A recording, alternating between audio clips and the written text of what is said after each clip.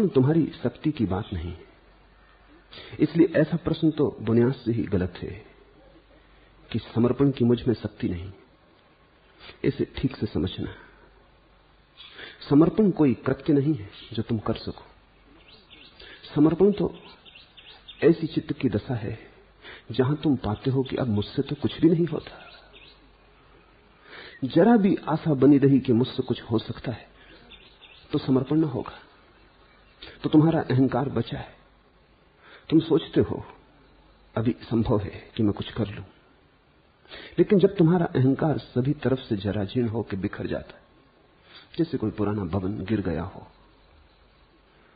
जैसे कोई पुराना वृक्ष जड़ टूट गई, उखड़ गया हो, जिस दिन तुम्हारा अहंकार परिपूर्ण रूप से गिर जाता है और तुम्हें लगता है मेरे किए कुछ भी न होगा, क्योंकि मेरे किए अब तक कुछ न हुआ।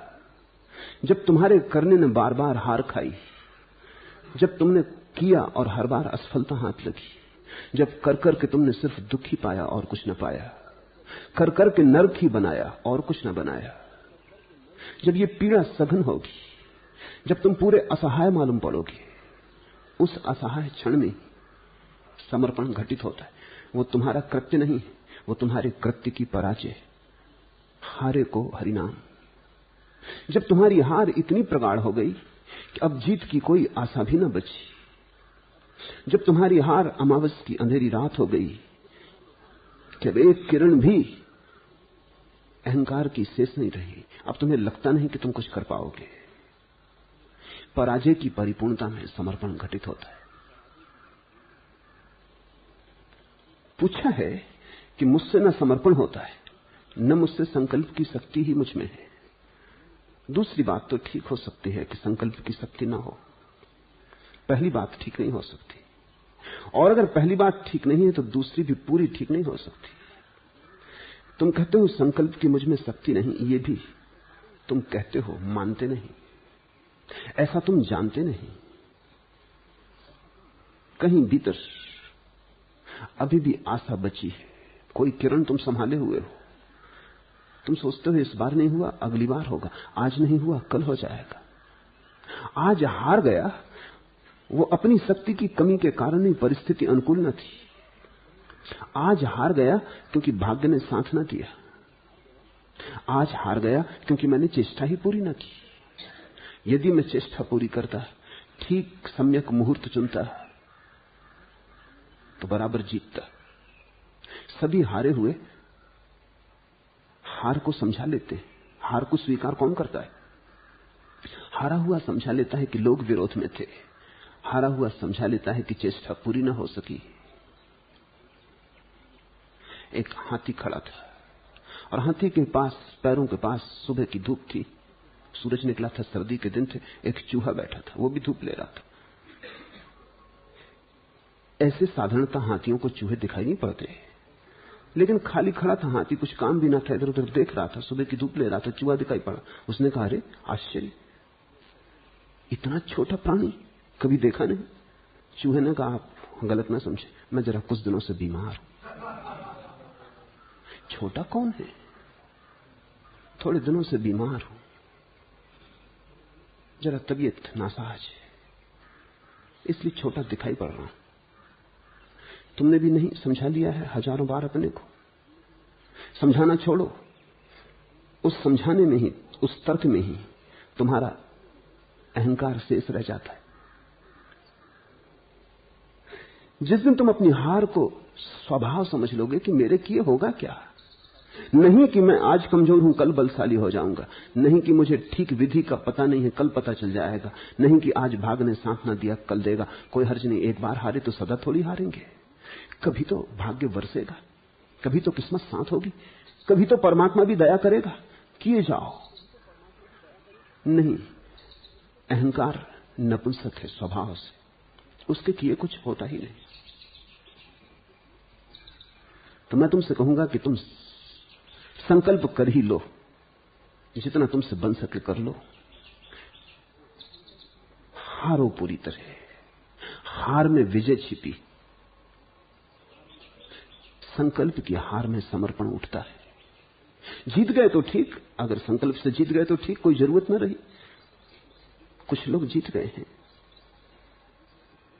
इक्के दुक्के जीते हैं। रास्ता बड़ा कठोर है, बड़ा दुर्गम है, लेकिन कुछ लोग जीते हैं। तो अपनी पूरी कोशिश कर लो। अगर जीत गए, अगर संकल्प से पा लिया तो पा ही लिया, अगर न जीते तो भी पूरी कोशिश कर लेने के बाद हार समग्र होगी। तो पूरी तरह हार जाना। तो अनेकों ने हार के पाया है, और जीत के पाने से हार के पाने का मजा ज्यादा है। ये प्रेम कुछ बात ऐसी है कि यहां हार जीत है, तो हारने से घबराना मत। मगर एक बार तुम्हें अपनी पूरी ताकत दांव पर लगा लेनी चाहिए। कहीं मन में ये लुका छिपा भाव न रह जाए कि कर सकते थे। अगर वो भाव रहा तो समर्पण न हो पाएगा। ऐसा ही दिखता है। क्या सह है मोहब्बत, क्या सह है मोहब्बत भी कोसार को ढाए है, तीर्थों को डुबोए है, डूबों को तिराए है। तुमने देखा कभी कोई मर जाता है तो नदी पे तैर जाता है। जिंदा डूब गया था, मर के तैर जाता है। मुर्दे को कोई तरकीब पता है जो जिंदे को पता नहीं थी। अगर जिंदा भी मुर्दे की भांति हो जाता तो नदी ने तैरा दिया होता, तो नदी डुबाती ना। अगर जिंदा ने भी स्वीकार कर लिया होता कि चलो राजी हैं डुबाओ, तो नदी डुबाती ना। जो राजी है उसे कौन डुबाता है?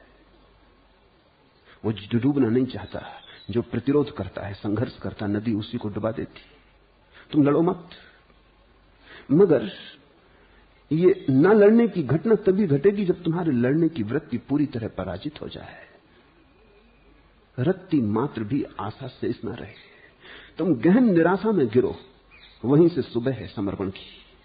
संकल्प जहां हारता है वहां समर्पण। जीत गए तो जीत गए, न जीते तो भी हारे नहीं, क्योंकि फिर हार में से जीत निकल आती। इसलिए धर्म के मार्ग पर जाने वाला कभी भी हारता तो है ही नहीं। जीतता है तो जीतता है, हारता है तो जीतता है। परमात्मा की तरफ जाने वाला हर हालत में पहुंचता है, क्योंकि सभी रास्ते उसकी तरफ जाते हैं। जिन मित्र ने पूछा है उनकी अड़चन यह है कि संकल्प का पूरा प्रयोग नहीं किया और उस कमी को समर्पण से पूरा करना चाहते। संकल्प पूरा नहीं हुआ तो समर्पण कैसे पूरा होगा? तुम्हारा अहंकार पूरी तरह धूल में गिर जाना चाहिए। यही तो अंजामे जुस्तजू है कि ठोकरें खा के बुत कदों की। जबीने रुस्वा को रख के अपनी हरम की चौखट पर सो गया हूं। जो काफिला इस तरफ से गुजरे वह एक ठोकर मुझे लगा दे। जमील मैं बीच रास्ते में इसी भरोसे पे सो गया हूं। यही तो अंजामे जुस्तजू है, यही तो खोज का नतीजा है कि ठोकरें खा के बुत कदों की, कि बहुत पूजा ग्रहों की, मंदिरों की, मूर्ति ग्रहों की ठोकरें खा खा के। जबीने रुस्वा को रख के अपनी हरम की चौखट पे सो गया हूं। अपने बदनाम मस्तक को अब तो तेरे भवन के सामने सीढ़ियों पे सिर रख के सो गया हूं। अब खोजता भी नहीं। जबीने रुस्वा को रख के अपनी हरम की चौखट पे सो गया हूं। जो काफिला इस तरफ से गुजरे वह एक ठोकर मुझे लगा दे। जमील मैं बीच रास्ते में इसी भरोसे पे सो गया हूं। समर्पण ऐसी घड़ी में घटता है जब तुम बिल्कुल हार के बीच रास्ते पे गिर के सो गए। जब ठीक है, तुझे उठाना हो उठा लेना, तुझे जिलाना हो जिला देना, तुझे मारना हो मार देना। न अपनी अब कोई खोज है, न अपनी अब कोई आकांक्षा है। जो तेरी मर्जी वही पूरी होने दे। तब समर्पण उठता है। समर्पण करने की बात नहीं, होने की दशा है। इसलिए तुम ये तो पूछ ही नहीं सकते कि मुझ में समर्पण की शक्ति भी नहीं। समर्पण का शक्ति से क्या लेना? शक्ति की भाषा ही समर्पण के विपरीत है। समर्पण तो असहाय, बेसहारा, पराजित, उससे उठता है। अभी तुम शक्ति की भाषा में सोच रहे, इसलिए मैं कहता हूं थोड़ा संकल्प कर लो, महावीर के रास्ते पे थोड़ा चलो। पहुंच गए तो महावीर हो जाओगे, न पहुंचे तो मीरा हो जाओगे। घबराना क्या है? जो चलता है मैं कहता हूं पहुंच ही जाता है। महावीर और बुद्ध दोनों एक ही रास्ते से चले। दोनों का रास्ता संकल्प का रास्ता था। दोनों समसामयिक भी थे, थोड़े से ही वर्षों का फासला था। महावीर 12 वर्ष तक जूझते रहे, जूझ के उन्होंने पा लिया। बुद्ध 6 वर्ष के बाद थक गए, हार गए। रास्ता वही था। इतने थक गए, इतने हार गए कि सब छोड़ के एक दिन वृक्ष के नीचे बैठ गए कि बस अब हो गया। न संसार में कुछ पाने योग्य है, न आत्मा में कुछ पाने योग्य है। पाने योग्य ही कुछ नहीं तो पाऊंगा क्या। उस सांझ उन्होंने सब छोड़ दिया, खोज भी छोड़ दी। उनके 5 शिष्य जो उनके साथ थे सदा, ये देख के कि बुद्ध भ्रष्ट हो गए, छोड़ के चले गए। उन्होंने कहा ये गौतम तो भ्रष्ट हो गया, इसने तो साधना का पथ ही छोड़ दिया। लेकिन उसी रात घटना घटी, उसी रात बुद्धत्व को बुद्ध उपलब्ध हुए, उसी रात दिया जल गया। महावीर ने संकल्प से पाया, बुद्ध ने समर्पण से। गए दोनों संकल्प के रास्ते पर थे। इसलिए जैनों और बुद्धों में बड़ा बुनियादी विरोध बना रहा है, क्योंकि जैनों को लगता है अगर बुद्ध भी ठीक है तो फिर महावीर के ठीक होने में कठिनाई पड़ती, क्योंकि बुद्ध ने तो छोड़ के पाया, प्रयास छोड़ के पाया, अब प्रयास से पाया, खोज ही छोड़ दी तब पाया। और फिर तो बुद्ध ने इसे नियम बना दिया कि तुम तब तक न पा सकोगे जब तक तुम्हारा प्रयास समाप्त न हो जाए, क्योंकि जिसे पाना है वो पाया ही हुआ है। प्रयास छोड़ो तो दिखाई पड़ जाए, प्रयास की आपाधापी में दिखाई नहीं पड़ता।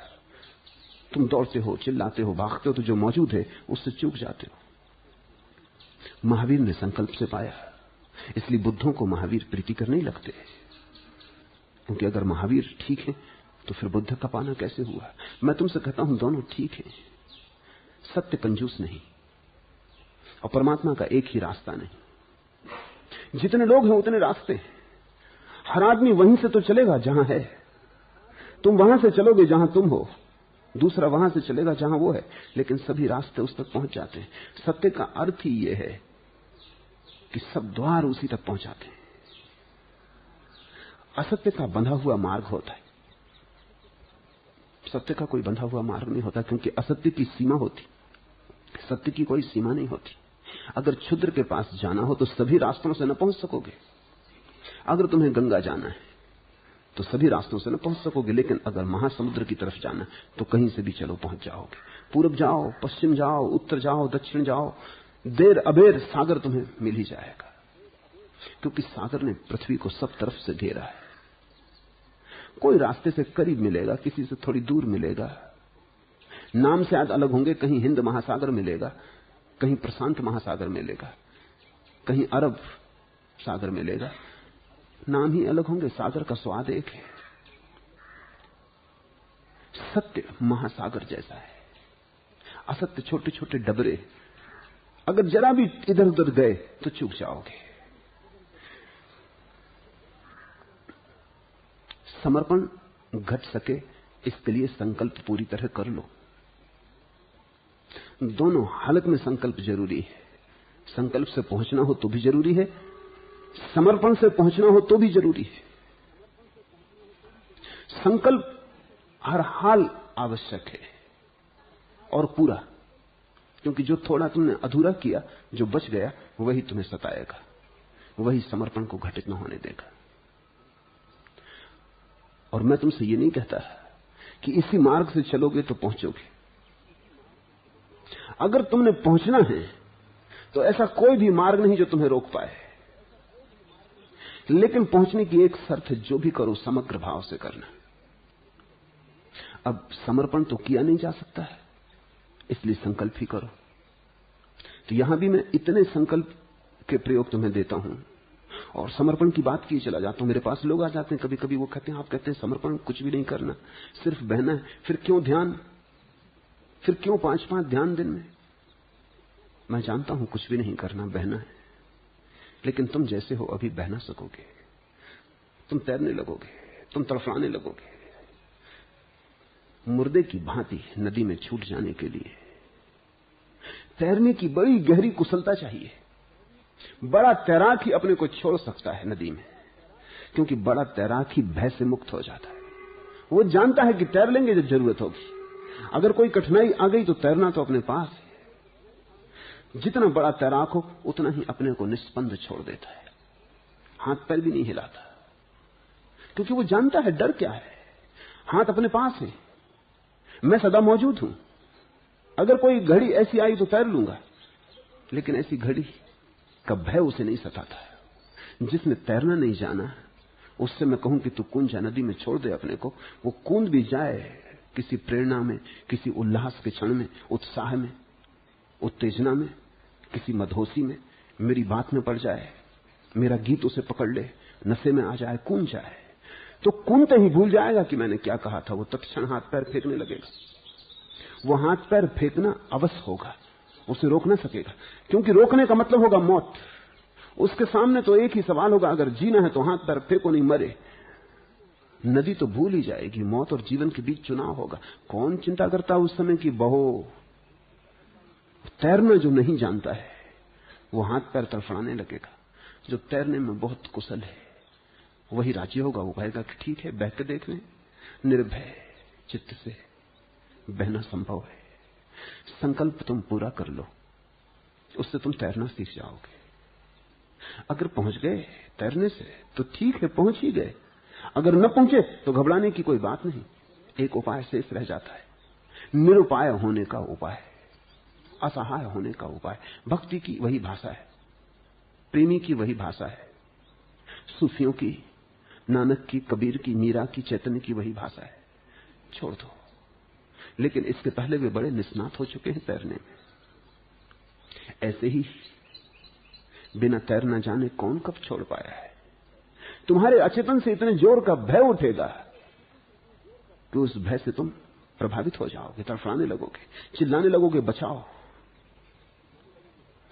कहते हैं जब कोई संगीतज्ञ परिपूर्ण रूप से पारंगत हो जाता है तो वीणा तोड़ देता है, क्योंकि फिर वीणा से भी सूक्ष्म संगीत में बाधा पड़ती। वीणा भी तो कोलाहल ही पैदा करती, मधुर कोलाहल पर है तो कोलाहल ही। जब कोई और गहरे संगीत में उतरने लगता है, जहां शून्य की ध्वनि बजती, जहां शून्य का अनाहत नाद है, तो वीणा भी हटा देता है, वीणा भी छोड़ देता है। अब तो भीतर का अंतरंग बजने लगा, अब बाहर के सहारे कौन लेता है। ऐसा ही मैं तुमसे कहता हूं, समर्पण में जो उतरना चाहता हो, संकल्प में कुशल हो जाना जरूरी है। इसलिए तो इन विपरीत मार्गों की तुमसे चर्चा करता रहता हूं, ताकि कोई मार्ग तुम्हें पकड़ ना ले। और इन विपरीत का उपयोग तुम रोज करते हो सामान्य जीवन में, लेकिन परमात्मा की तरफ जाते वक्त भूल जाते हो। जरा व्यवहारिक बनो। चलते हो तुम तो तुम्हारे दोनों पैर एक साथ नहीं चलते। एक पैर खड़ा रहता है तो दूसरा उठता है। दोनों विपरीत काम करते हैं। एक खड़ा रहता है अडिग जमीन को पकड़ के, दूसरा उठता है, आगे जाता है। फिर दूसरा खड़ा हो जाता है तो पहला उठता है, आगे जाता है। तुमने ख्याल किया, इस विपरीत में ही तुम्हारी गति है। अगर दोनों पैर एक साथ उठा लो, गिरोगे, बुरी तरह गिरोगे, हाथ पैर तोड़ लोगे, फिर कभी चल ना पाओगे। अगर दोनों पैर जमा के खड़े हो जाओ तो भी ना चल पाओगे। चलना हो तो एक पैर समर्पण का, एक पैर संकल्प का। पक्षी उड़ता है, दो पंख चाहिए, दोनों अलग अलग दिशाओं में फैले हुए। एक ही पंख से तो पक्षी डूब जाएगा। एक फकीर, सूफी फकीर को उसके शिष्य ने पूछा कि क्या अकेले संकल्प से पहुंचना न हो सकेगा या अकेले समर्पण से। वो फकीर नदी के किनारे खड़ा था, वे नदी के पार जाने की तैयारी कर रहे थे। उस फकीर ने कहा, आओ रास्ते में उत्तर दे दूंगा। नाव में दोनों बैठ गए। साधारणता तो शिष्य ही नाव को चलाता था, लेकिन उस दिन गुरु ने कहा, मैं ही नाव चलाता हूं। उसने एक पतवार से नाव खेनी शुरू कर दी। अब नाव दो पतवार से चलती। एक पतवार से तो नाव गोल गोल घूमने लगी, वर्तुलाकार चक्कर मारने लगी। उसका शिष्य हंसने लगा। उसने कहा, आप क्या मजाक कर रहे हैं? आपको मालूम नहीं चलाना, मुझे दें। कहीं एक पतवार से नाव चली? ऐसे तो हम यहीं चक्कर खाते रहेंगे। तो गुरु ने कहा, एक पतवार का नाम समर्पण और दूसरी पतवार का नाम संकल्प। और जिसने एक से चलाने की कोशिश की वो मुश्किल में पड़ेगा। अब तुम इसे ऐसा समझो, बड़ा विरोधाभास लगेगा। समर्पण करना हो तो भी तो मूलतः संकल्प चाहिए। संकल्पहीन कैसे समर्पण करेगा? समर्पण कोई छोटी घटना है।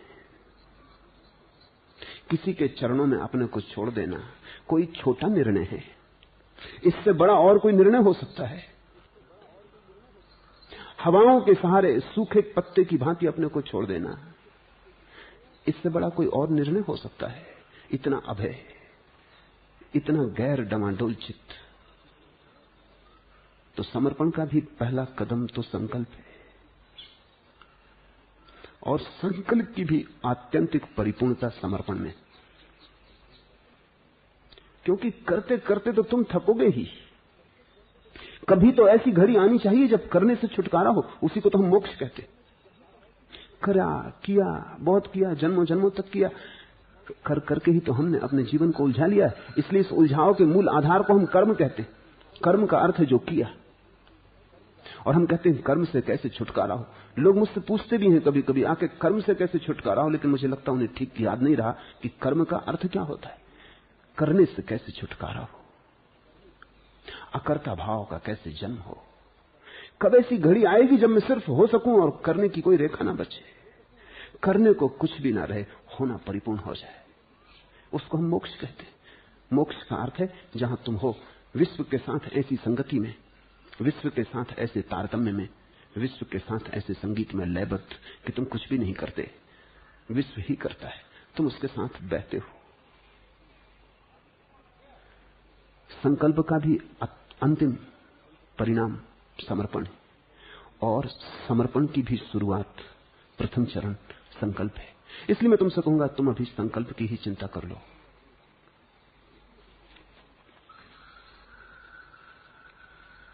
दूसरा प्रश्न, आपका कहना है कि प्यास है तो जल भी होगा ही।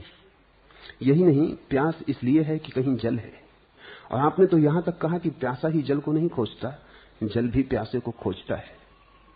तब जानना चाहता हूं कि प्यासे और पानी के बीच कभी कभी इतनी दूरी मालूम देती है कि प्यासा पानी तक नहीं जा पाता है, या कि प्यासा अंधा और बहरा है कि न उसे जल दिखता है, न उसका कलकल नाद सुनाई देता है, और कभी कभी तो जल के बीच रहकर भी आदमी प्यासा रह जाता है।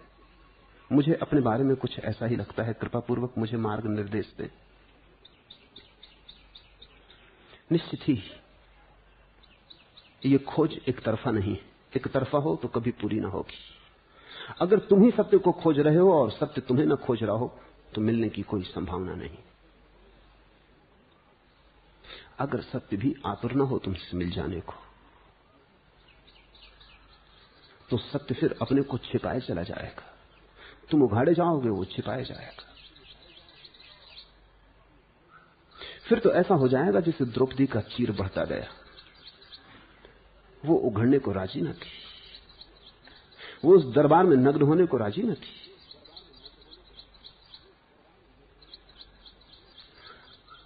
नग्न करने की चेष्टा दरबारियों की थी, दुर्योधन की थी, उसके मित्रों की थी, पर द्रौपदी सहयोगी न थी।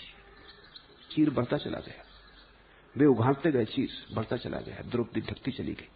ये कहानी बड़ी बहुमूल्य है, बड़ी प्रतीकात्मक है। लेकिन द्रौपदी जब किसी को प्रेम करती होगी तब तो नग्न हो जाती होगी, तब तो भीतर गहन में ये आकांक्षा होती होगी कोई उघाड़ ले, किसी के सामने सब खोल दूं, कुछ भी छिपाया हुआ न रह जाए। अगर परमात्मा तुमसे बच रहा है तो एक बात पक्की है, इस दौड़ में तुम जीत ना पाओगे। वो बचना चाह रहा है और तुम खोज रहे हो, वही जीतेगा। उसके पास विराट ऊर्जा है, बड़ी शक्ति है, तुम्हारे पास है क्या? अगर वो परम सत्य ही तुमसे बचना चाह रहा है तो फिर तुम जीत नहीं सकते, तुम्हारी हार निश्चित है। लेकिन आदमी जीते, महावीर जीते, बुद्ध जीते, कृष्ण क्राइस्ट जीते, आदमी जीते। एक बात साफ है कि वो भी उघड़ने के लिए राजी। वो घूंघट मार के बैठा हो मगर चाहता है कि तुम घूंघट उठाओ। बड़ी भीतर आकांक्षा है कि तुम पास आओ, खोजो।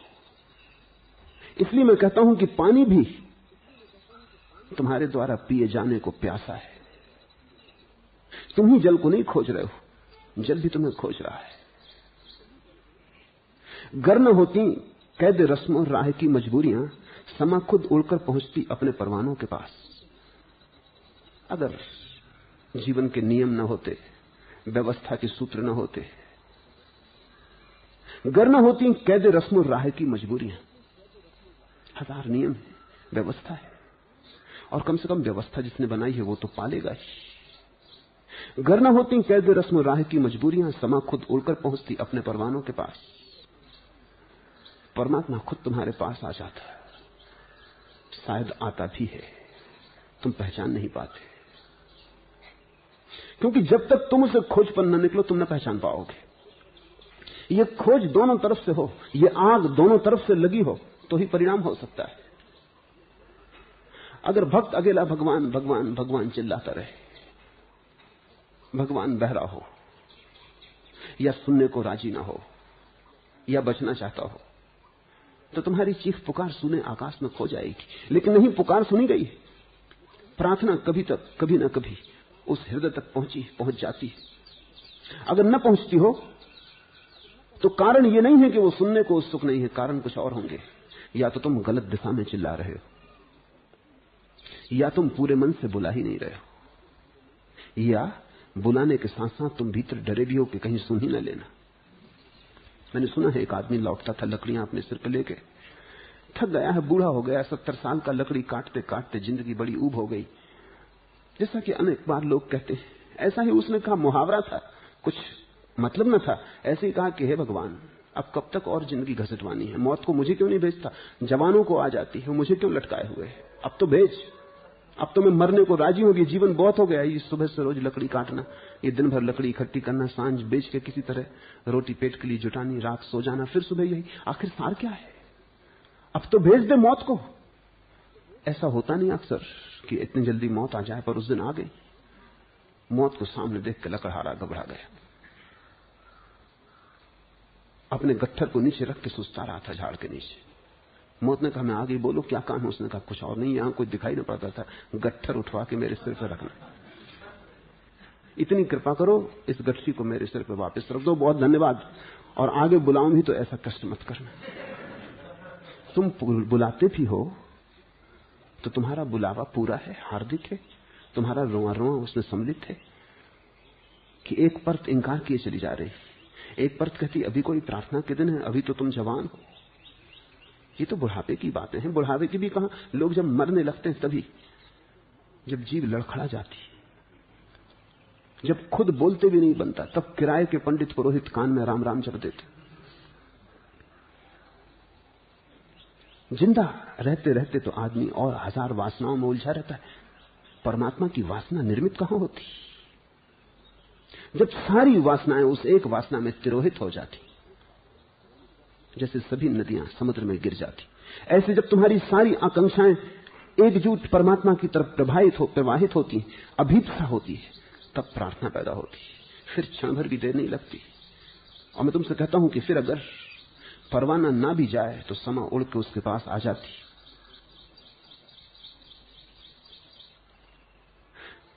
तुम ही नहीं खोज रहे, वह भी खोज रहा है। इजिप्ट में पुराना वचन है कि अगर उसने न खोजा होता तो तुम्हारे मन में उसे खोजने की बात भी पैदा न होती। कहते हैं कि जो उसकी खोज पे निकलता है वो वही है जिसे परमात्मा ने खोज ही लिया। तुम प्यासे ही तब होते हो उसके लिए जब किन्हीं गहरे अर्थों में, कहीं किसी गहरी गहराई पर उसने तुम्हारे हृदय पर हाथ रख दिया। सभी तो उसे खोजने नहीं निकलते, कभी कभी कोई दीवाना हो उठता है, जरूर उसने अपने मधुपात्र से कोई मदिरा तुम्हें उड़ेल दी, शायद तुम्हें भी पता नहीं है इतनी गहराई पर उड़ेली, शायद तुम्हारे प्राणों के प्राण तुम्हारे केंद्र पर उड़ेली। वहां तो तुम कभी जाते नहीं, तुम तो बाहर बाहर घूमते रहते हो, तुम तो घर कभी आते नहीं। मेरे देखे भी ऐसा ही है, जो परमात्मा को चुनता है वो इसकी खबर दे रहा है कि परमात्मा ने उसे चुन लिया। तिब्बत में भी ऐसी एक लोकोक्ति है कि शिष्य थोड़ी गुरु को चुनता है, गुरु शिष्य को चुनता है। लगता यही है कि शिष्य ने चुना, क्योंकि शिष्य का अहंकार भी मैं के आसपास जीता है। वो कहता मैं दीक्षित हो रहा हूं, वो कहता मैंने इस गुरु को चुना। लेकिन जिन्होंने तिब्बत में ये लोकोक्ति बनाई होगी वो जानते थे तिब्बत में गुरु शिष्य की परंपरा अति प्राचीन है, अति शुद्ध है। वो ठीक जानते हैं, वो ठीक कह रहे हैं कि गुरु शिष्य को चुनता है। कहता नहीं, क्योंकि कहने से भी हो सकता है शिष्य छिड़क जाए, कहने से भी हो सकता है शिष्य में प्रतिरोध पैदा हो जाए, कहने से भी हो सकता है उसके अहंकार को चोट लग जाए, घाव बन जाए, और जो पास आता था दूर निकल जाए। गुरु कुछ कहता भी नहीं, वो ये भी स्वीकार कर लेता है कि तुमने मुझे चुना। लेकिन मैं भी यही तुमसे कहता हूं कि जब तक गुरु ने तुम्हें नहीं चुना है, तुम्हें चुनने का सवाल ही ना उठेगा। तुम्हें ये भाव ही पैदा ना होगा, ये हिम्मत ही ना आएगी, ये साहस ही ना जन्मेगा। तो अड़चन कहां होगी? तुम भी खोजते हो, परमात्मा भी खोजता है। अड़चन कहां है? मिलन होता क्यों नहीं? पहली बात, तुम लगते हो कि खोजते हो, खोजते नहीं। दांव पर तुम कुछ भी नहीं लगाते। तुम परमात्मा को मुफ्त पाना चाहते हो। तुम क्षुद्र चीजों की तलाश में भी जीवन दांव पे लगा देते हो। मजनू लैला को खोजता है तो जैसा दांव पे लगा देता है, ऐसा तुमने परमात्मा की खोज में अपने को दांव पे लगाया नहीं। तुम परमात्मा को भी अपने जीवन में थोड़ी जगह देते हो। 24 घंटे में 5 मिनट पूजा प्रार्थना कर लेते हो, वो भी जल्दी जल्दी निपटा देते हो। वो भी एक औपचारिकता है जिसको कर लेना है। वो भी तुम्हारी चालाकी, होशियारी का हिसाब है कि पता नहीं परमात्मा हो ही तो ये कहने को तो रहेगा कि ध्यान रख, रोज 5 मिनट तेरी प्रार्थना करते थे, कितने मालाएं सरकाई, रोज गीता पढ़ते थे। कहीं मौत के बाद ऐसा हो ही कि परमात्मा हो तो हमारे पास कुछ कहने को होगा, कुछ बैंक बैलेंस होगा, हम खाली हाथ ना होंगे। न हुआ तो कुछ बिगड़ता नहीं है, 5-10 मिनट खर्च भी हो गए तो क्या हर्ज है, हुआ तो काम आ जाएगी बात। तुम होशियार हो, तुम 2 नावों पे सवार रहते हो। तुम्हारी प्रार्थना भी तुम्हारा गणित, वहीं तो प्रार्थना मर जाती, क्योंकि प्रार्थना गणित हो ही नहीं सकती। उन्माद है प्रार्थना, पागलपन है प्रार्थना, दीवानगी है प्रार्थना, एक नशा है, गणित नहीं, हिसाब किताब नहीं। तुम्हारी प्रार्थना जब पागल हो जाएगी तो पूरी हो जाएगी। जब परमात्मा तुम्हें सब तरफ से घेर लेगा, सुबह भी उसकी, सांझ भी उसकी, भर दोपहरी भी उसकी, तुम उठोगे बैठोगे तो भी उसमें ही लीन रहोगे। बाजार भी जाओगे तो ऊपर ऊपर बाजार होगा, भीतर भीतर उसकी याद होगी। दुकान पर भी बैठोगे तो ऊपर ऊपर से ग्राहक को देखोगे, भीतर भीतर उसी का दर्शन होगा। जब तुम्हारा 24 घंटे का जीवन अहिर्निश भीतर बाहर आती श्वास प्रश्वास की भांति उस पर समर्पित होगा तो मिलन हो जाएगा। तो पहली तो बात, तुम बातें करते हो मिलने की, दांव पर कुछ नहीं लगाते। और ये दांव कुछ ऐसा है कि पूरा ही पूरा लगाओगे तो ही लगेगा। रत्ती भर भी बचाया तो चूक जाओगे, क्योंकि उस बचाने में ही अश्रद्धा आ गई, उस बचाने में ही चालाकी आ गई, भोलापन खो गया। प्रार्थना तो निर्दोष भाव है, पूरा का पूरा कोई अपने को रख देता है, जरा भी बचाता नहीं। ये नहीं सोचता कि ऐसे कहीं ऐसा ना हो कि दांव खत्म हो जाए, नाहक थोड़ा तो बचा लूं। इसलिए मैं कहता हूं प्रार्थना जुआरी कर सकता है, दुकानदार नहीं। दुकानदार तो सोच समझ के चलता है, इतना लगाऊंगा कितना मिलेगा, अगर खोया भी तो बहुत ज्यादा तो ना खो जाएगा, इतना खोए कि जिसकी पूर्ति हो सके। जुआरी सब दांव पे लगा देता, कुछ बचाता नहीं। उतना साहस चाहिए। और जुआरी तो वस्तुएं दांव पे लगाता है, धन पैसा दांव पे लगाता है। भक्त प्रार्थी अपने को दांव पे लगाता है, क्योंकि परमात्मा को पाना हो तो स्वयं को ही दांव पे लगाना पड़ेगा, स्वयं की कीमत पर ही मिलता है। तो पहली बात, तुम्हारी प्रार्थना झूठी है, मिथ्या है। तुम्हारी पूजा औपचारिक है, लोक व्यवहार है, पूजा नहीं। दूसरी बात, तुम परमात्मा को चाहते हो या परमात्मा के नाम पर कुछ और चाहते हो? प्रार्थना तुम्हारी झूठी है, परमात्मा भी तुम्हारा अंतिम गंतव्य नहीं है।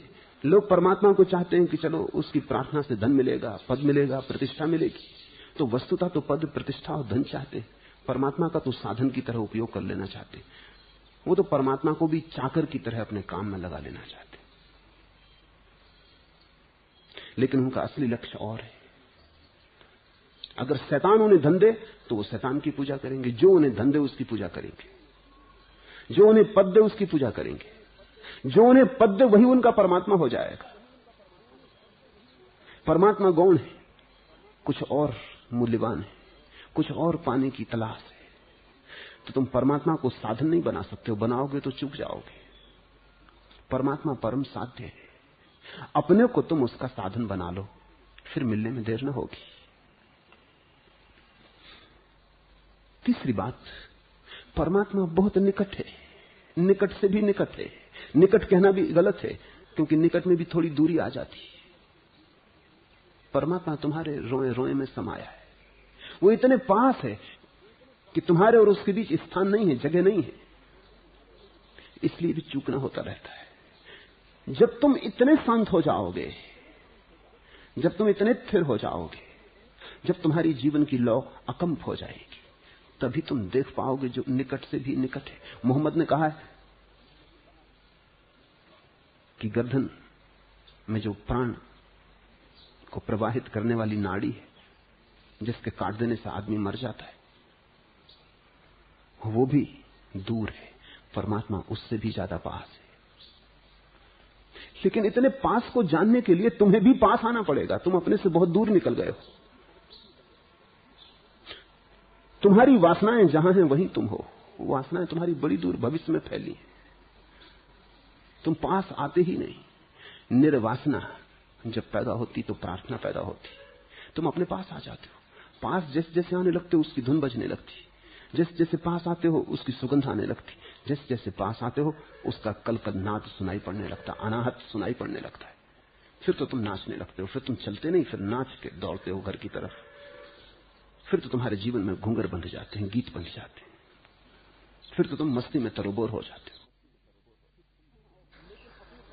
लेकिन अपने पास आओ। परमात्मा के पास आने का एक ही उपाय है, अपने पास आओ। परमात्मा कोई दूसरा नहीं है, तुम्हारा ही परम अस्तित्व है, तुम्हारी नियति है। तुम अगर बीज हो तो परमात्मा वृक्ष है, तुम अगर कली हो तो वो फूल है। वो तुम्हारा ही पूरा पूरा खिलाव है। पास आओ, करीब आओ, अपने में स्थिर बनो।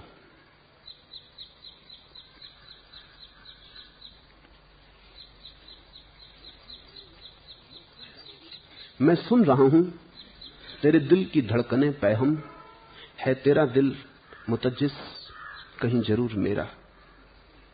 मैं अपने हृदय में भी तेरे ही दिल की धड़कनें सुन रहा हूं। मैं सुन रहा हूं तेरे दिल की धड़कनें पैहम, लगातार, सतत, अनवरत। इस दिल की धड़कन में भी उसकी ही धड़कन है। सुनने वाला चाहिए। तुम्हारे कान इतनी व्यर्थ की आवाजों से भरे हैं कि तुम्हें अपने दिल की धड़कन सुनाई ही नहीं पड़ती। पश्चिम के एक विचारक ने अपनी डायरी में लिखा है, बड़ा संगीतज्ञ है, कि अमेरिका में एक प्रयोगशाला में वो गया था कुछ कारण से। उसे खबर मिली थी कि वहां एक प्रयोगशाला बनाई गई है जो परिपूर्ण रूप से साउंड प्रूफ है, 100%। कोई आवाज, किसी तरह की आवाज भीतर नहीं आती। तो वो गया, वो जानना चाहता था कि परम सन्नाटा कैसा होता है, क्योंकि संगीतज्ञ था और परम सन्नाटे से पहचान चाहता था, क्योंकि संगीत भी उसी तरफ ले जाता है। वो भीतर गया तो वो बड़ा हैरान हुआ। बिल्कुल सन्नाटा था, लेकिन दो आवाजें आ रही थी। वो साफ साफ सुन सका। उसने, जो आदमी उसे दिखा रहा था प्रयोगशाला, उससे पूछा कि तुम तो कहते हो ये 100% साउंड प्रूफ है, ध्वनि किसी तरह की यहां नहीं आ सकती, लेकिन मैं दो आवाजें सुन रहा हूं। वो पर जो साथ था हंसने लगा। उसने कहा वो दो आवाजें आपके भीतर, वो बाहर से नहीं आ रही। एक आवाज है तुम्हारे हृदय की, इतने जोर से धक धक हो रही थी कि उसे याद भी न रहा कि ये हृदय की आवाज हो सकती। और दूसरी आवाज है तुम्हारे खून की गति की, रगों में जो खून दौड़ रहा है उसका कलकल नाद। ये आवाजें बाहर से नहीं आ रही, लेकिन बाहर की आवाजें जब बिल्कुल बंद थी तब ये सुनाई पड़ी। हो तो ये तुम्हें भी भीतर रही है, उसको भी हो रही थी, रोज 24 घंटे चल रही है, लेकिन इतना शोरगुल है उसमें ये धीमी धीमी आवाजें खो जाती। हृदय की धड़कन, खून की गति, ये भी तुमसे बाहर है। एक और आवाज है जहां हृदय की धड़कन भी बंद हो जाती और खून की गति भी बंद हो जाती, तब सुनी जाती। उसको हमने ओंकार कहा है, अनाहत नाद कहा है, प्रणव कहा है। मैं सुन रहा हूं तेरे दिल की धड़कने पे हम, है तेरा दिल मुतज्जिस कहीं जरूर मेरा। और इससे मुझे ऐसा लगता है कि मैं ही तुझे नहीं खोज रहा, तेरा दिल भी मेरी तलाश कर रहा है, क्योंकि तेरी आवाज मैं अपने हृदय में सुनता हूं। तुम्हारे भीतर उसी ने रूप धरा है, उसी ने तुम्हारे जीवन में रंग भरा है। जिसकी तुम तलाश कर रहे हो वो तुम्हारे घर में आके बैठा है। तुम दरवाजे पर आंख लगाए अतिथि की राह देख रहे हो, और अतिथि कभी घर के बाहर गया नहीं। तुम बाहर बैठे हो, आंगन में खड़े हो, राहगीरों को देख रहे हो कि कब आएगा मेहमान, वो प्यारा कब आएगा। हर राहगीर की आवाज में तुम्हें भनक आती, शायद आ गया। उल्टे पत्ते तुम्हें भ्रम दे जाते हैं कि शायद आ गया। हवा के झोंके वृक्षों में सरसराहट करते हैं और तुम्हें लगता है शायद आ गया। तुम चौंक चौंक उठते हो, तुम 24 घंटे तने रहते हो कि शायद अब आए, पता नहीं कब आए। और कहीं ऐसा ना हो कि वो आए और तैयारी अधूरी हो, तो तुम राह पे खड़े राह देखते रहते हो। वो तुम्हारे घर में बैठा है, वो तुम्हारे होने से पहले तुम्हारे घर में बैठा है। मेजबान के पहले मेहमान आ गया है। घर आओ, तुम उसे भीतर बैठा पाओगे। बोधि धर्म जब ज्ञान को उपलब्ध हुआ तो कहते हैं वो बड़े जोर से खिलखिला के हंसा। उसके आसपास और भी साधक थे। उन्होंने पूछा क्या हुआ? उसने कहा हद हो गई, मजाक की भी एक सीमा होती। जिसकी हम तलाश करते थे उसे घर में बैठा पाया। जिसे हम खोजने निकले थे वो खोजने वाले में ही छिपा था। खूब मजाक हो गई। फिर बोधि धर्म कहते हैं जिंदगी भर हंसता ही रहा। जब भी कोई परमात्मा की बात करता वो हंसने लगता है। वो कहता ये बात ही मत छेड़ो, ये बड़े मजाक की बात है, ये बड़ा गहरा व्यंग है। चूकोगे इसलिए नहीं कि वो दूर है, चूक रहे हो इसलिए कि वो बहुत बहुत पास है, पास से भी पास है। लौटो, पहले घर में तलाश कर लें, फिर बाहर निकले, क्योंकि बाहर तो बड़ा विस्तार है। चांद तारों तक कहां खोजते रहोगे? घर को तो पहले खोज लो, वहां न मिले तो फिर बाहर जाना। लेकिन जिसने भी घर में खोजा है उसे पा ही लिया है, इसका अपवाद कभी भी नहीं हुआ है।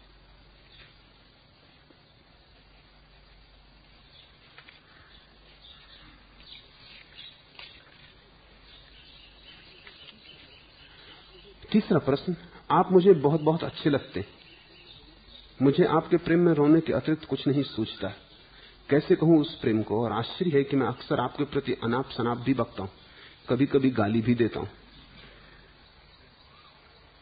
यह क्या है?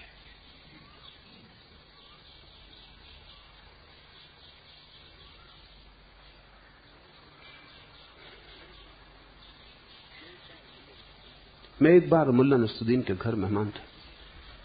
वो अपने बेटे को समझा रहा था, डरा रहा था, क्योंकि बेटा भद्दी गालियां पास पड़ोस से सीख के आ जाता था। तो उसने एक तख्ती पर लिख के कमरे में बेटे के टांग दिया था कि अगर तूने बदमाश शब्द का उपयोग किया तो 5 पैसा जुर्माना, अगर गधे शब्द का उपयोग किया तो 10 पैसा जुर्माना, अगर साला शब्द का उपयोग किया तो 20 पैसा जुर्माना, अगर हरामजादा शब्द का उपयोग किया तो 40 पैसा जुर्माना। 50 पैसे वो अपने बेटे को जेब खर्च के लिए रोज देता है। बेटा हंसने लगा, वो सुनता रहा और देखता रहा, हंसने लगा। तो उसने पूछा तू हंसता क्यों, बात क्या है? उसने कहा कि मुझे ऐसी भी गालियां आती हैं कि रुपया भी कम पड़ेगा।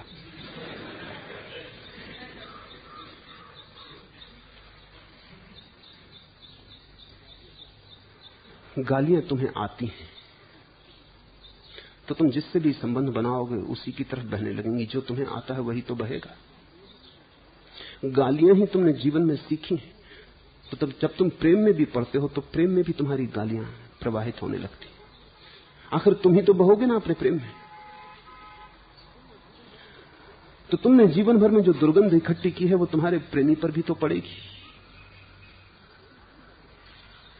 आखिर प्रेम तुम करोगे तो तुम्हारी गालियां कहां जाएंगी? इसे समझने की कोशिश करना। तुम शायद सोचते हो तुम शत्रुओं को ही गाली देते हो, गलत। अगर गाली देना तुम्हारी आदत में शुमार है, अगर गाली देने की तुम्हारे भीतर संभावना है, तो शत्रु को तुम प्रकट में देते होगे, मित्र को तुम अप्रगट में देते होगे, मगर दोगे जरूर। जो तुम्हारे पास है वो तो तुम बांटोगे। मित्र को शायद मजाक में दोगे, मगर दोगे जरूर। ऐसे लोग हैं कि जब तक उनमें गाली गुप्ता का संबंध ना हो तब तक वो मित्रता ही नहीं मानते। जब तक आइए, बैठिए, आप कैसे हैं इत्यादि शब्दों का प्रयोग करना पड़ता, तब तक मित्रता नहीं, परिचय। जब गाली गुप्ता शुरू हो जाती तब मित्रता है। इसे थोड़ा देखना, ये कैसी मित्रता हुई। लेकिन तुम्हारी मजबूरी है, जो तुम्हारे पास है वो तुम्हारी मित्रता पर भी छाया डालेगा। दो तरह के लोग हैं। कुछ लोग हैं जो एक आदमी को मित्र बना लेते हैं और दूसरे को शत्रु बना लेते हैं, वो अपने को बांट लेते। जो बुरा है वो शत्रु की तरफ प्रवाहित करते हैं, नहर खोद लेते हैं। जो अच्छा है वो मित्र की तरफ प्रवाहित करते, नहर खोद लेते। लेकिन जब तुम मेरे प्रेम में पड़ोगे तो पूरे के पूरे ही पड़ोगे, तब नहर खोदने से काम ना चलेगा। तब तुम्हारी गाली भी मेरे पास आएगी, तुम्हारी प्रार्थना भी मेरे पास आएगी। तुम्हें जागना होगा और गालियों से निस्तार पाना होगा, अन्यथा तुम्हारा प्रेम भी कलुषित हो जाएगा, तुम्हारी प्रार्थना भी कलुषित हो जाएगी।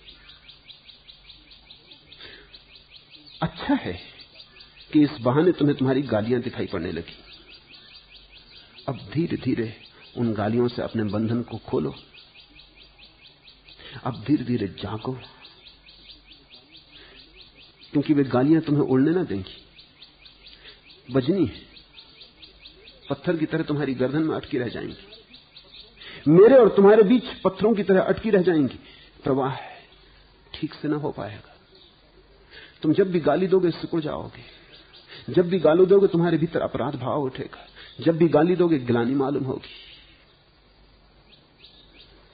अच्छा है कि प्रश्न पूछा, कम से कम ईमानदारी तो की।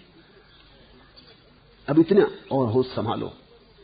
गाली देना बंद करने को नहीं कह रहा हूं मैं, क्योंकि अगर तुमने जबरदस्ती बंद की तो तुम किसी और को देने लगोगे। तब तुम्हें एक और गुरु चाहिए पड़ेगा जिसको तुम गाली दो, और एक गुरु जिसकी तुम प्रशंसा करो। यही तो लोग कर रहे हैं। अगर महावीर की प्रशंसा करते हैं तो बुद्ध को गाली देते हैं। गालियां कहां जाएं, नहर खोदनी पड़ती। अगर राम की प्रशंसा करते हैं तो कृष्ण को गाली देते। अगर कृष्ण की प्रशंसा करते हैं तो राम को गाली देते। लेकिन थोड़ा जागो। मैंने सुना है एक बहुत बड़ा आर्किटेक्ट, एक बड़ा शिल्पी, समुद्र में जहाज डूबने से, समुद्र में तैरते तैरते एक अनजान द्वीप पर लग गया। अकेला था, वहां द्वीप पर कोई भी ना था। बड़ा कुशल शिल्पी था और कोई काम भी ना था उसे। बड़े फल थे, वृक्ष लगे फलों से, तो भोजन की कोई कमी ना थी। जंगलों में लकड़ियां थी, सुंदर पत्थर थे। उसने धीरे धीरे बैठे बैठे क्या करेगा, बनाना शुरू कर दिया। मकान बनाए, दुकानें बनाई, चर्च बनाए। वर्षों बाद, कोई 20 वर्ष बाद, जब उसका पूरा नगर आबाद हो गया, तब एक जहाज किनारे लगा आके। तो उस शिल्पी ने कहा जहाज के यात्रियों को, कैप्टन को, कि इसके पहले कि हम छोड़ें, इसके पहले कि मैं जहाज पर सवार हो जाऊं, आओ मैंने जो बनाया उसे तो देख लो। तो उसने जाकर दिखाया और सब तो ठीक था, लेकिन लोग बड़े हैरान हुए। उसने 2 चर्च बनाए। 2 चर्च का क्या करूं, एक चर्च समझ में आता है। तो उसने कहा एक चर्च वो जिसमें मैं जाता हूं और एक चर्च वो जिसमें मैं नहीं जाता हूं। थोड़ा सोचो, अकेले एक चर्च से काम ना चलेगा जिसमें तुम जाते हो। वो चर्च भी चाहिए जिसमें तुम नहीं जाते। मंदिर से काम ना चलेगा, मस्जिद भी चाहिए जिसमें तुम नहीं जाते। गिरजे से ही काम नहीं चलेगा, गुरुद्वारा भी चाहिए जिसमें तुम नहीं जाते। मजा ही क्या है अगर अकेला वही चर्च हो जिसमें तुम जाते हो। तो फिर तुम्हारा गलत जो है वो तुम कहां रखोगे। तो अक्सर लोग 2 गुरु चुनते हैं, एक जिसके पक्ष में और एक जिसके विपक्ष में। 2 प्रेमी चुनते हैं, एक को मित्र कहते हैं, एक को शत्रु। ध्यान से देखना, अगर तुम्हारा शत्रु मर जाए तो तुम्हें बड़ी कमी मालूम होगी। तुम बड़े खाली खाली मालूम पड़ोगे। अब तुम क्या करोगे शत्रु के मरने से भी? जिसको तुम सदा चाहते थे कि मर जाए, जिसके लिए तुम प्रार्थना करते थे कि मर जाए, वो भी जब मरेगा तो तुम रोओगे भीतर, क्योंकि तुमको लगेगा अब तुम क्या करोगे। जो तुम शत्रु की तरफ बहा रहे थे, अब वो कहां जाएगा। फिर तुम्हें कोई शत्रु खोजना पड़ेगा। लोग बिना शत्रु के नहीं रह सकते, क्योंकि उनके भीतर बड़ी शत्रुता छिपी।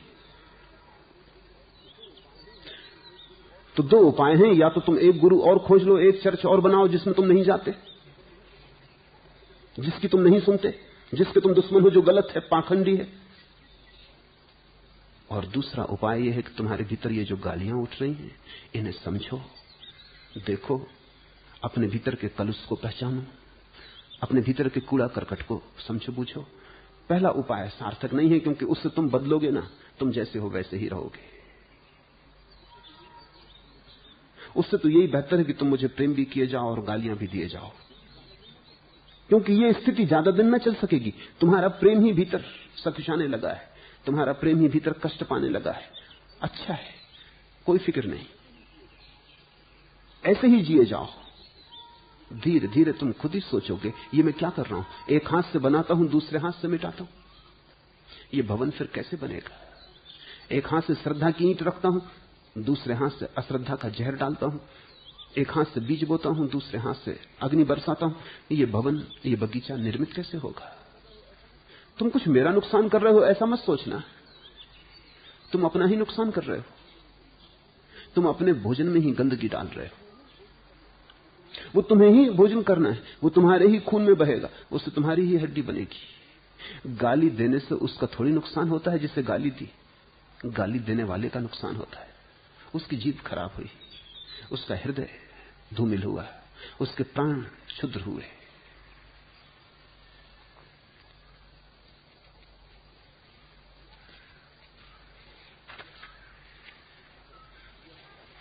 पूछा है यह क्या है, यह तुम्हारे भीतर का सिजोफ्रेनिया, तुम्हारे भीतर का विभक्त व्यक्तित्व।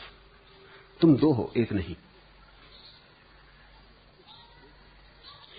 इस दो को हटाओ और एक को जन्माओ, अन्यथा तुम विक्षिप्त हो जाओगे। ऐसे जैसे तुम्हारे भीतर दो व्यक्ति हैं और तुम्हारे भीतर एकता नहीं। जिसने पूछा है उसे मैं जानता हूं, अगर वो ऐसे ही चलता रहा तो आज नहीं कल पागल घर में होगा, पागल खाने में होगा। जैसे तुम्हारा एक पैर एक तरफ जाए, दूसरा पैर दूसरी तरफ जाए, एक आंख कुछ देखे, दूसरी आंख कुछ देखे, तो तुम धीरे धीरे खंडित हो जाओगे। तुम्हारे भीतर का सुर संगीत खो जाएगा, सामंजस्य, समन्वय टूट जाएगा। ये एक तरह का पागलपन है, इससे जागो और इसमें रस मत लो, क्योंकि प्रश्नकर्ता के प्रश्न से ऐसा लगता है जैसे वो कोई बड़ी बहुमूल्य बात कर रहा है। क्योंकि उसने ये भी लिखा है पीछे कि जब मैं इस तरह गालियां इत्यादि देता हूं तो लोग मुझे नासमझ कहते हैं और मुझे उन पर हंसी आती। ऐसा लगता है तुम रस ले रहे हो, कोई हर्जा नहीं। अगर इससे ऊपर ना उठ सको तो ये भी ठीक, कम से कम गाली देते हो तब भी मेरी याद तो कर ही लेते होगे।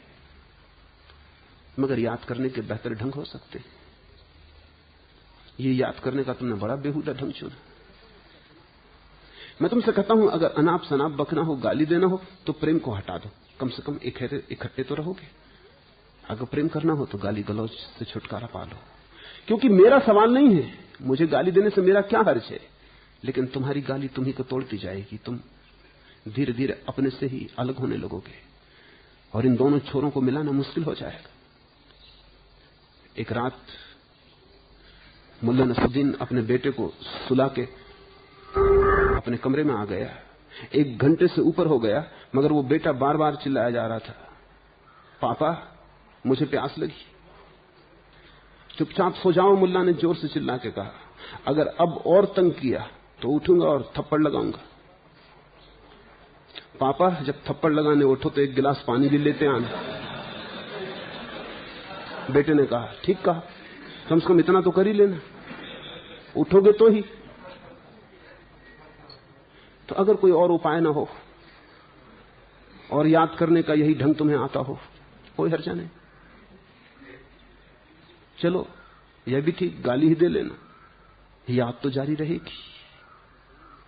लेकिन दोनों में अगर चलते रहे तो तुम 2 घोड़ों पर सवार हो, तुम बड़ी अड़चन में पड़ोगे।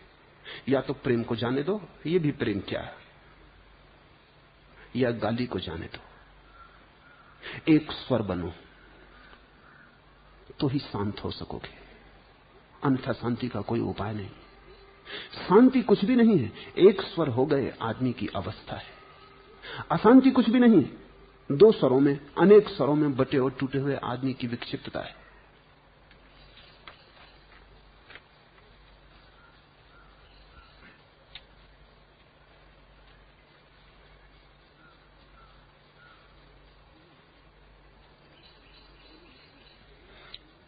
उन्हीं मित्र ने दूसरा सवाल भी पूछा है। भगवान के संबंध में मेरे मन में जो पुरानी और विचित्र धारणाएं जमी हैं, उनके कारण आप मुझे भगवान जैसे नहीं लगते, किंतु आप जो मेरे लिए हैं उसे मैं कोई नाम देने में असमर्थ पाता हूं अपने को। आप इतने विराट और हम जैसे ही लगते, कृपा कर इस पर कुछ प्रकाश डालें।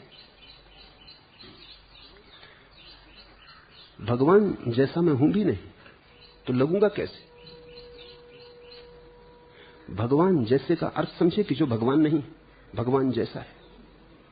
मैं तुमसे कहता हूं मैं भगवान हूं, भगवान जैसा नहीं, और तुमसे भी मैं कहता हूं तुम भगवान हो, भगवान जैसे नहीं।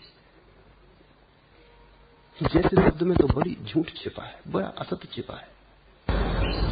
जैसे का तो अर्थ हुआ खोटा सिक्का, असली सिक्के जैसा लग रहा है नहीं। रही भगवान की धारणा, तो क्या भगवान की तुम्हारी धारणा है, इस पर सब निर्भर करेगा क्या तुम्हारी परिभाषा है। भगवान शब्द तो बड़ा साफ सुथरा है, उसका मतलब केवल होता है भाग्यवान, उसका अर्थ होता है द ब्लेस्ड वन। उसका इतना ही अर्थ होता है कि जिसने अपनी नियत को पा लिया, अपने भाग्य को उपलब्ध हो गया, जो होने को था हो गया, बस इतना ही। जब कली फूल बन जाती तब भगवान है, जो हो सकती थी हो गई। बीज में पड़ी थी तब भगवान न थी, वृक्ष में छिपी थी तब भगवान न थी, कली थी तब भी भगवान न थी, भगवान होने के रास्ते पर थी, फिर फूल हो गई, भगवान हो गई, भाग्य खिल गया। मेरे लिए तो भगवान शब्द का इतना ही अर्थ है कि तुम जो होने को हो वही हो जाओ। निश्चित ही प्रत्येक की भगवत्ता भिन्न होगी। कोई पिकासो होगा और उसके जीवन में बड़े चित्रकारी के फूल खिलेंगे, कोई कालिदास होगा, उसके जीवन में काव्य के बड़े फूल खिलेंगे। हर व्यक्ति की भगवत्ता उसकी अपनी निज होगी, क्योंकि प्रत्येक व्यक्ति का बीज अनूठे अनूठे ढंग से खिलेगा। इसलिए तो महावीर महावीर जैसे हैं, बुद्ध बुद्ध जैसे हैं, कृष्ण कृष्ण जैसे। इनके लिए तुलना भी तो नहीं खोजी जा सकती कि किसके जैसे। अब कृष्ण को महावीर से कैसे तौलोगे? और तुमने अगर भगवान का अर्थ बड़ा सीमित कर लिया कि कृष्ण भगवान है, तो फिर अड़चन आ जाएगी, फिर राम भगवान ना हो सकेंगे, फिर तुम्हारा भगवान का दायरा बड़ा छोटा है, वो एक आदमी पर समाप्त हो गया। फिर बुद्ध भगवान ना हो पाएंगे, फिर महावीर को कहां रखोगे, फिर मोहम्मद को कहां रखोगे, क्राइस्ट को कहां रखोगे, मूसा को कहां रखोगे, फिर नानक और कबीर और दादू और रैदास? नहीं, फिर तुम बड़ी मुश्किल में पड़ जाओगे। फिर करोड़ों भगवान हुए, जो भी खिल गया वो भगवान हो गया, भाग्यवान हो गया। तो फिर तुम उनको कहां रखोगे? अगर तुमने फूल के खिलने की कोई ऐसी परिभाषा बना ली कि जैसा चंपा का फूल खिलता है वही खिलना है, तो फिर गुलाब के फूल को तुम क्या कहोगे? तुम कहोगे ये कोई खिलना है? खिलता तो चंपा का फूल है। तो फिर तुम्हारा फूल शब्द बड़ा सीमित है। फिर तो चंपा का ही फूल फूल है और गुलाब और कमल फिर कोई फूल ना रहे। लेकिन गुलाब भी फूल है, कमल भी फूल है, चंपा भी फूल है, चमेली भी। एक ही फूल शब्द सबके लिए उपयोग करते हो, क्योंकि न तो रंग से फूल का कोई संबंध है, न आकृति से कोई संबंध है। फूल का संबंध तो खिलने से, फूलने से, प्रफुल्ल होने से, खुल जाने से। तो जो भी खुल जाता है वही फूल है। गुलाब भी खुलता है, कमल भी खुलता है, गंध अलग, रंग अलग, रूप ढंग अलग, इससे कोई लेना देना नहीं। फूल का संबंध है, खुल गया, पूरा हो गया। जो छिपा था वो प्रकट हुआ, जो गीत अनगाया पड़ा था वो गाया गया, जो नाच अभिव्यक्त नहीं हुआ था अभिव्यक्त हो गया। बीज रूप से सभी भगवान हैं, फूल रूप से सभी भगवान हो सकते हैं। तुम्हारी परिभाषा पर निर्भर है। तुम्हारी परिभाषा अगर बहुत क्षुद्र और संकीर्ण है तो अच्छा ही है कि तुम मुझे उसके बाहर रखो, क्योंकि उतनी संकीर्ण परिभाषा में जीना मुझे रुचेगा नहीं। तुम यही समझो कि आदमी भगवान नहीं। लेकिन तुम ध्यान रखना, अगर परिभाषा तुम्हारी बहुत छोटी तो तुम भी भगवान न हो सकोगे। तुम्हारी परिभाषा में अगर मैं नहीं समझ सकता तो तुम कैसे समाओगे? मित्र ने पूछा है कि आप तो हमें हम जैसे ही लगते, तो यही दोष है कि मैं तुम्हें तुम जैसा लगता हूं। तो फिर तुम्हारा क्या होगा? तुम जैसे लगने के कारण भी परिभाषा में नहीं समाता तो तुम्हारी क्या गति होगी? तुम तो बिल्कुल परिभाषा के बाहर पड़ जाओगे। मैंने तो चाहा है कि तुम्हें याद आ जाए कि तुम भगवान हो, लेकिन तुम्हारी कोई धारणा होगी, उस धारणा से मैं मेल ना खाता होऊंगा।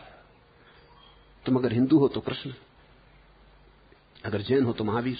निश्चित ही मैं नग्न नहीं खड़ा हूं, कपड़े पहने हुए हूं, तो महावीर तो हुई नहीं, तो उस अर्थ में भगवान नहीं हूं। निश्चित ही मैं बुद्ध जैसा नहीं हूं, नहीं किसी बोधि वृक्ष के नीचे बैठा हूं, निश्चित ही बुद्ध नहीं हूं। न कृष्ण जैसा हूं, मोर मुकुट नहीं बांधा, बांसुरी हाथ में नहीं है, पीतांबर नहीं पहना, तो कैसे कृष्ण जैसा हूं? तो तुम्हारी परिभाषा में तो मैं ना आऊंगा। लेकिन तुम याद रखना, कृष्ण के समय में बहुत लोग थे जो कृष्ण को भगवान नहीं मान सकते थे, नहीं माना था उन्होंने, क्योंकि उनकी और पुरानी परिभाषाएं थी जिसमें वो नहीं बैठते थे। नया भगवान कभी भी पुराने भगवान वाली परिभाषा में नहीं बैठ सकता, क्योंकि वो परिभाषा उसके लिए बनी ना थी, वो परिभाषा किसी और के लिए बनी थी।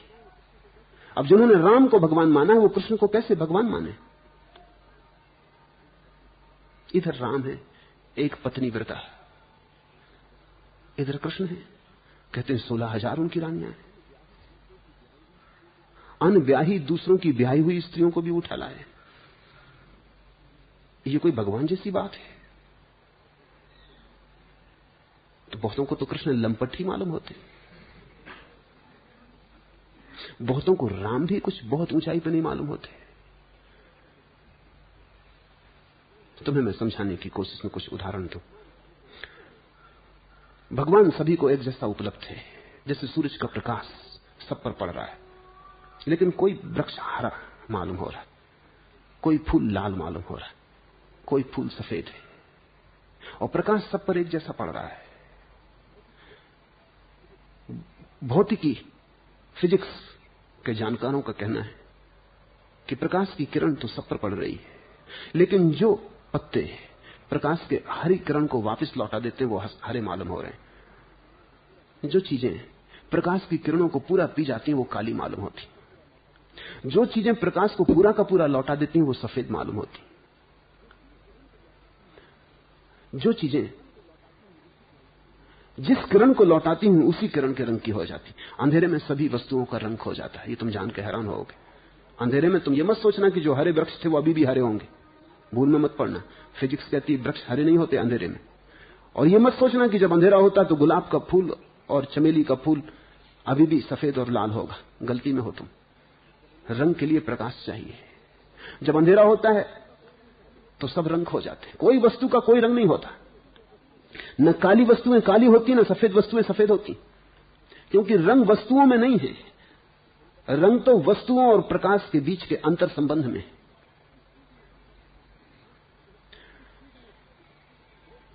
जिस चीज में भोग की गहन वृत्ति है, इसलिए हम राक्षसों को काला प्रतीक मानते रहे। वो प्रतीक बिल्कुल ठीक है, जरूरी नहीं कि रावण काला रहा हो, लेकिन प्रतीक की तरह बिल्कुल ठीक है। काले का अर्थ है जो सब पी जाए, कुछ छोड़े ना, सब पर कुंडली मार के बैठ जाए, कुछ दान ना करे, जिसके जीवन से प्रेम ना उठता हो, जो सब चीजों के लिए कृपणता से इकट्ठा करता चला जाए। ठीक है कि रावण की लंका सोने की थी, रही होगी, सारा सोना उसने इकट्ठा कर लिया होगा सारे संसार से। काला रंग राक्षस, शैतान, असुर, उसका रंग है। साधारणतः हम में से अधिक लोग भगवान के साथ यही करते हैं। भगवान हम पे बरस रहा है, वो प्रकाश की भांति है, लेकिन हम उसे पी के बैठ जाते, हम उसे सिकोड़ लेते, हम सब तरफ से उस पर कुंडली मार लेते, हम उसे बांटते नहीं, हम उसे लौटने नहीं देते। उसके कारण हम बेरंग हो जाते हैं, काले हो जाते। बांटो, जितना तुम बांटोगे उतना तुम्हारे जीवन में रंग आने लगेगा। अगर तुमने एक किरण लौटा दी तो हरा रंग आ जाएगा, अगर दूसरी किरण लौटा दी तो लाल रंग आ जाएगा। अगर तुमने सब लौटा दिया तो तुम शुभ्र हो जाओगे। दुनिया के सारे धर्मशास्त्र शैतान को काला रंगते, राक्षस को काला रंगते, जरथुस्त्र अहरिमन को काला रंगता है, ईसाई डेविल को, मुसलमान शैतान को, सब काले रंगते। वो काला बिल्कुल प्रतीक है। वो जैसा भौतिक शास्त्र का अंग है वैसे ही अध्यात्म शास्त्र का भी अंग है। जब भी तुम किसी चीज को पी के बैठ जाते तुम काले हो जाते हो, तब तुम बीज की भांति हो, सब भीतर बंद है और एक खोल ऊपर से चढ़ी है। जब तुम सब छोड़ देते हो, इसलिए सफेद त्याग का प्रतीक है। जैनों ने सफेद वस्त्र चुने मुनियों के लिए, त्याग की वजह से सब छोड़ देता है, सब त्याग कर देता है। तो एक तरफ शैतान है, फिर जो सब छोड़ देता है, जैसे राम, जैसे महावीर, सब छोड़ देते, शुभ्र है। तो राम मर्यादा पुरुषोत्तम है, उनका जीवन बड़े संयम, विवेक, संतुलन, अनुशासन का जीवन है। महावीर का जीवन परम त्याग का जीवन है, सब छोड़ दिया है, सब छोड़ दिया, कुछ भी नहीं रखा है, शुभ्र हो गए। जनों के दो पंथ हैं, दिगंबर और श्वेतांबर। महावीर ने वस्त्र तो पहने नहीं, रहे तो वो नग्न, लेकिन फिर भी श्वेतांबर दृष्टि में भी सार है। ये कहना कि वो सफेद वस्त्रों में ढके थे बिल्कुल सार्थक है। जैसे शैतान को काला रंगने में सार्थकता है, वैसे ही महावीर को शुभ्र वस्त्रों में श्वेतांबर बनाने में भी सार्थकता है।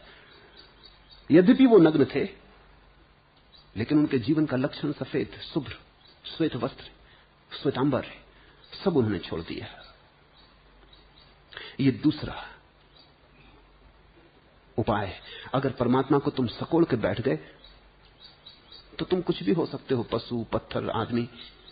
परमात्मा तुम्हारे भीतर सिकुड़ा पड़ा रहेगा।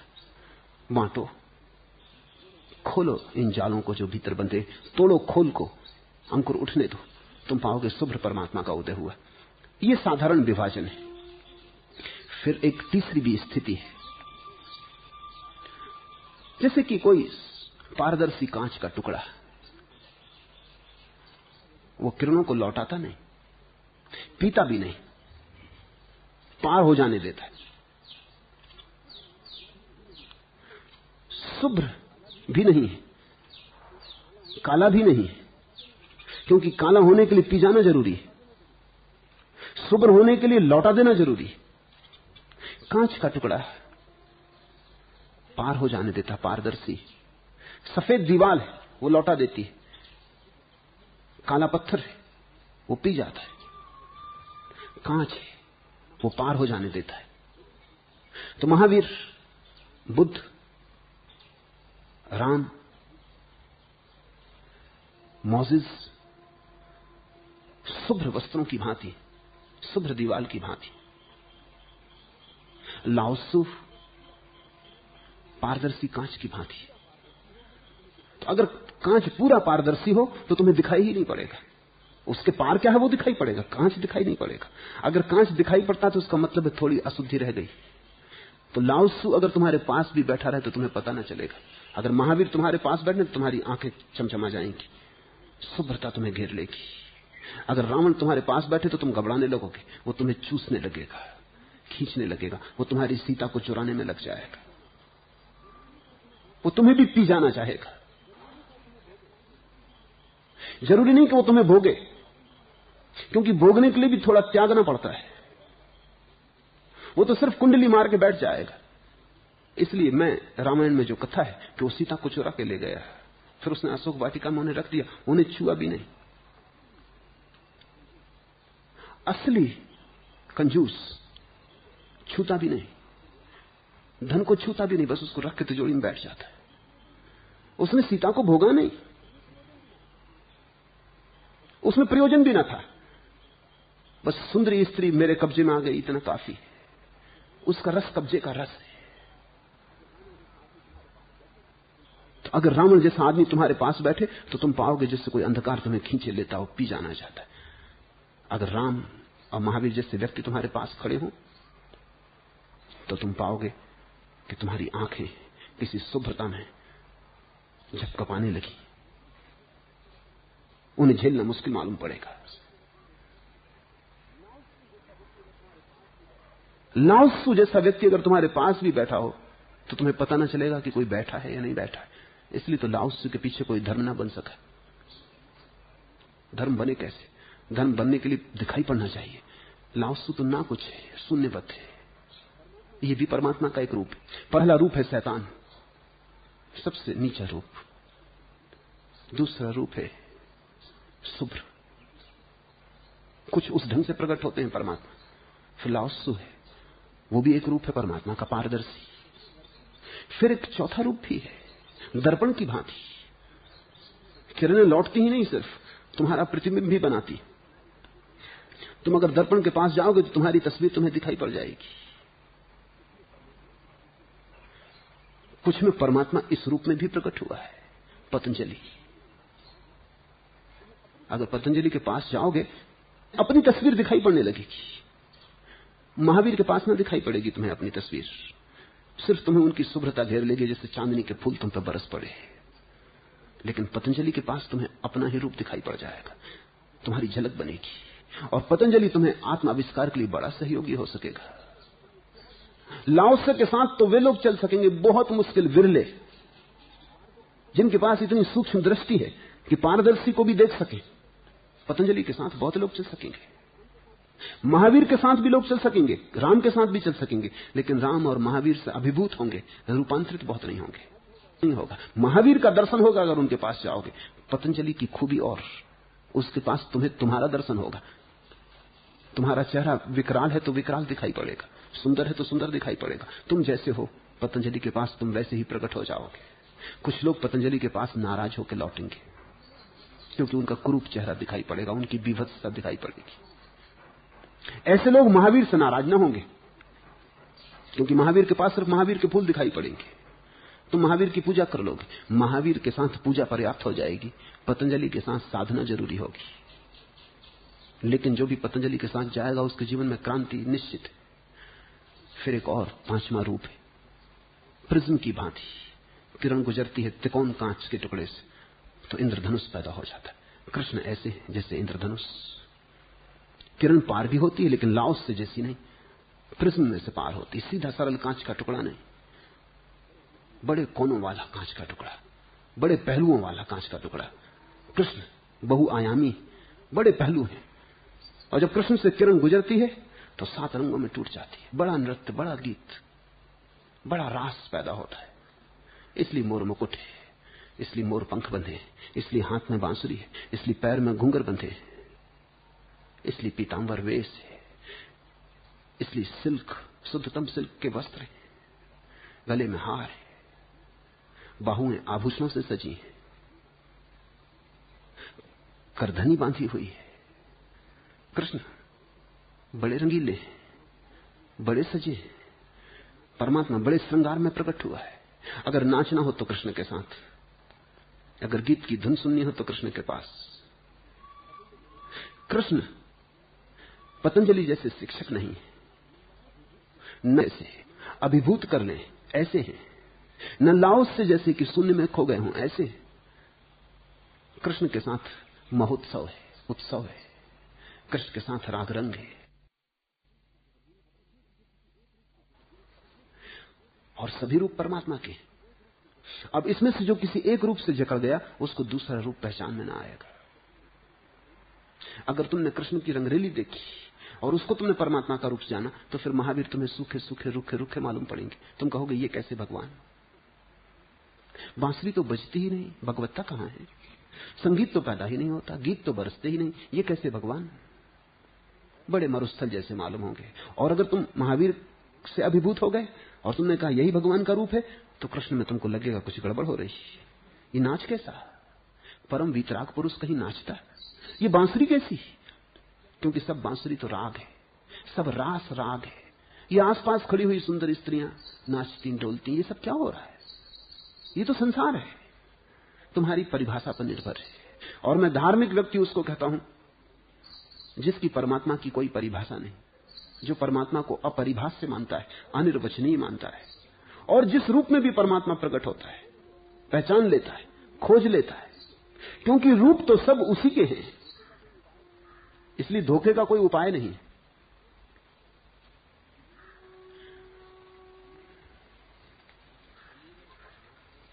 तामीरे कायनात को गहरी नजर से देख, वह जर्रा कौन सा है यहां जो अहम नहीं।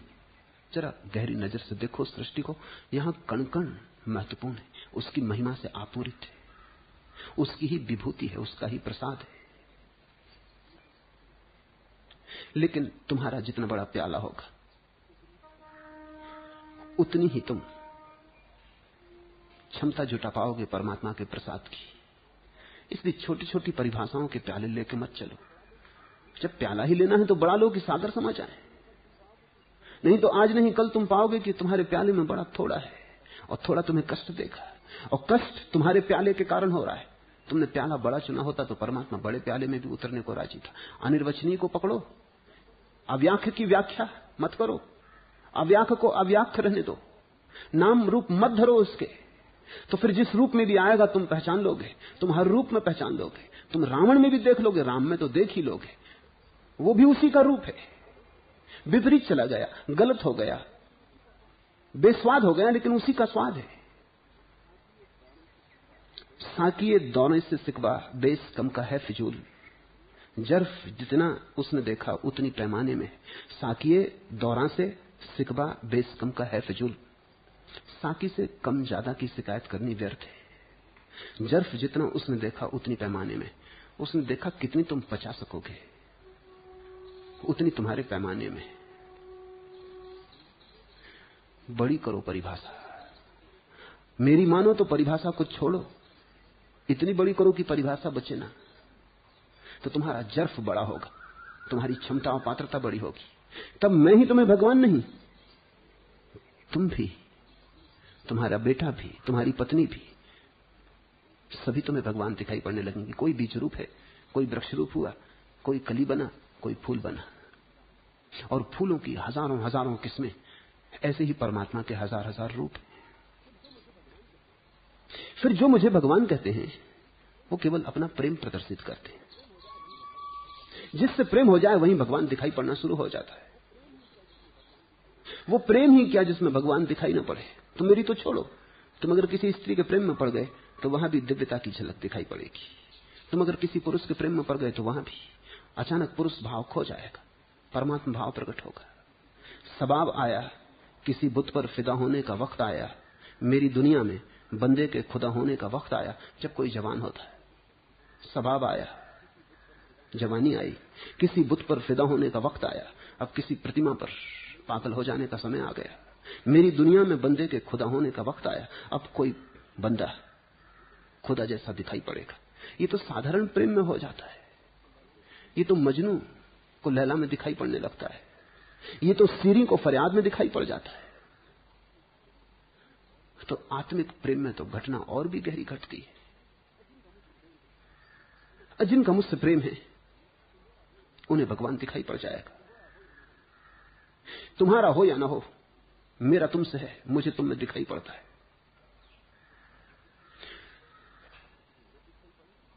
अगर तुम्हें न दिखाई पड़े तो तुम व्यर्थ ही वंचित रह जाओगे।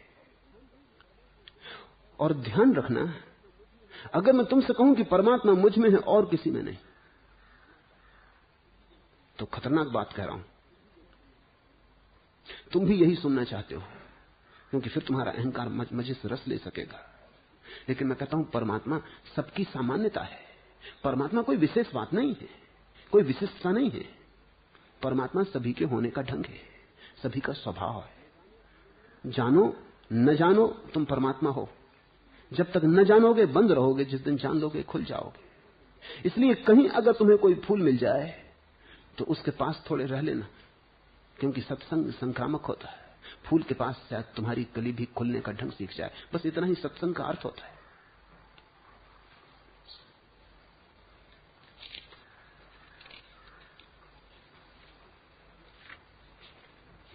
आखिरी प्रश्न, कुछ कहना था नहीं कह पा रहा हूं।